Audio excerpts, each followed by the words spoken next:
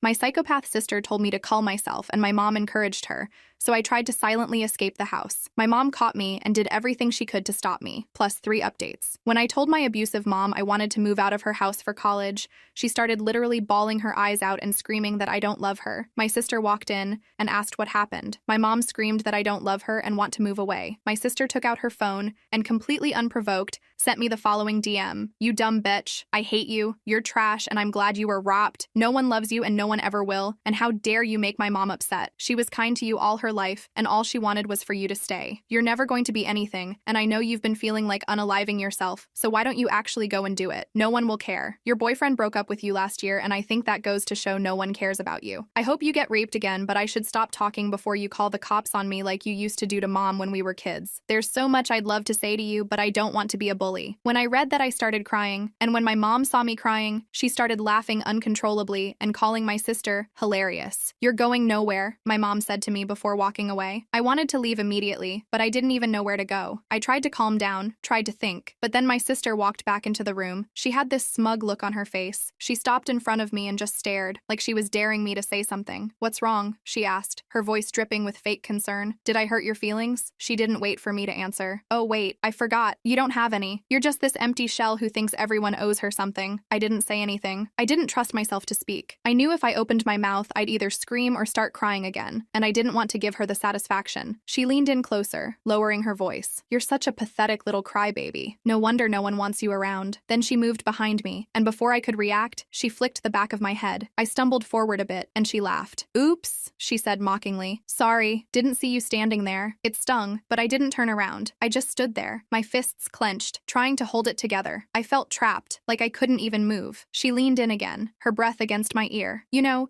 you really should do everyone a favor and just disappear. You'd be doing us all a huge favor." I closed my eyes, wishing I could just disappear into the floor, wishing I was anywhere but here. She pulled back and laughed again, a harsh, mean sound. "Yeah, that's what I thought. Go ahead. Keep pretending you're all brave and tough, but we all know you're just a coward." She turned and walked away, leaving me standing there, still shaking. My head was throbbing where she'd flicked it, but it was nothing compared to the heaviness in my chest. I took a deep breath, trying to steady myself. I knew I had to get out of here, but I didn't know how. My mom was right. I was going nowhere. That night, I went back to my room and locked the door. I knew I had to get out of there. I couldn't stay in this house anymore. It was like being trapped in a nightmare I couldn't wake up from. I sat on the edge of my bed, staring at the blank wall in front of me, trying to figure out what to do next. I knew I couldn't just walk out the front door. My mom and sister would stop me. I needed a plan, something solid. First, I grabbed my phone and opened the messages from my sister. I took screenshots of everything. I didn't know if I'd need them, but I wanted proof, just in case. It felt weird, like I was building a case against my own family, but they'd left me no choice. I saved the screenshots in a hidden folder, then backed them up to my email. After that, I started going through the other messages. My sister had sent me a lot of awful stuff over the years, and I saved those too. Every insult, every threat. It was a lot. I tried not to read them too closely because I knew it would just make me cry again, and I needed to stay focused. Next, I made a list of things I needed to take with me. Clothes, my laptop, a few books, some cash I'd been saving up from my part-time job. I had about $300 stashed away. Not much, but hopefully enough to get me started somewhere else. I started packing a small bag, keeping it quiet so no one would hear. I rolled up some clothes and stuffed them in, along with my laptop and charger. I shoved the cash deep in my backpack, under everything else. My heart was pounding the whole time like I was doing something wrong, but I kept telling myself I had to do this. I couldn't stay here and keep pretending everything was okay. As I was zipping up the bag, I heard footsteps coming down the hallway. I froze, my heart in my throat. The doorknob rattled and I realized I'd forgotten to unlock it. "Open the door," my mom's voice came through, sharp and annoyed. I hesitated for a second,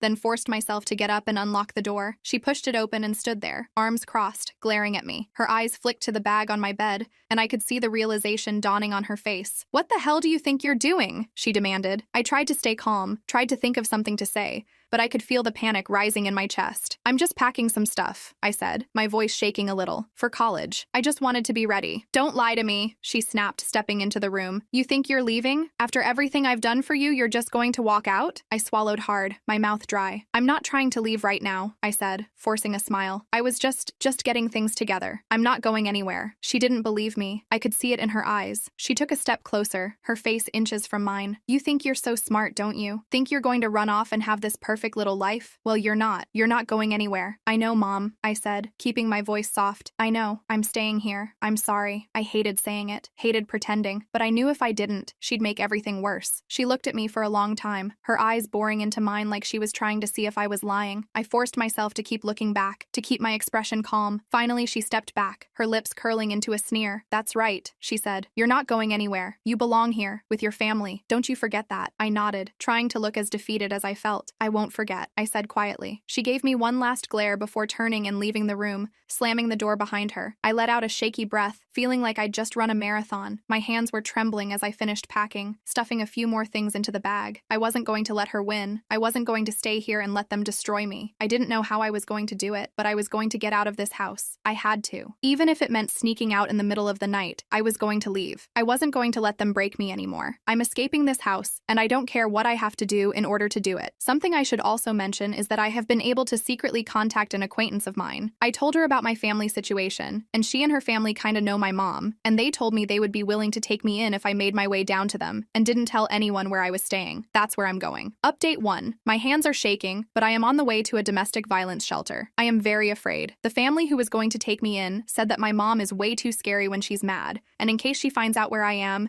they are afraid she is going to do something crazy to them, and they don't want to take that risk. I'm very upset with them about this. She didn't even have to know I was there. How could she have found out? They live miles and miles away. Right now, I look like a mess, and it's because it all happened fast. The night I left, my mom saw me walking out the door. A vase was thrown at me by her, and nasty things were said. My life was threatened by her. I didn't even have time to shower or anything. I look and smell awful. Update 2. I am at the ER getting my medicine. The domestic violence shelter is paying for it. I'm afraid of getting judged because I actually rolled out of bed and look awful. But I had to escape. The shelter itself is pretty nice. It's so nice not being yelled at or literally fearing for your life when you go to sleep. The only downside of it is that it gives me 30 days before I have to leave it. Luckily, I have a job interview lined up. I don't know the best way to go about it, but I think I'll be honest and tell them I really need the job because I'm in a shelter. It's at a cinema, so that would be so nice. My friend and her parents changed their mind too and said I could stay there if I don't have anywhere else to go after the 30 days. I just have to buy my ticket. Update 3. Wow, so it's been nearly 3 years since I posted. Desperate for help. For some reason, these posts just popped into my head after all this time, and rereading them, I just want to hug my former self because I had forgotten how bad things were. I also want to hug all of you for helping me. I wrote down the advice you gave me, and I used it. I really did. So here goes the last update to this saga, and it's a happy one. The shelter that I stayed in was very nice and brand new. The staff told me how cramped the other one was,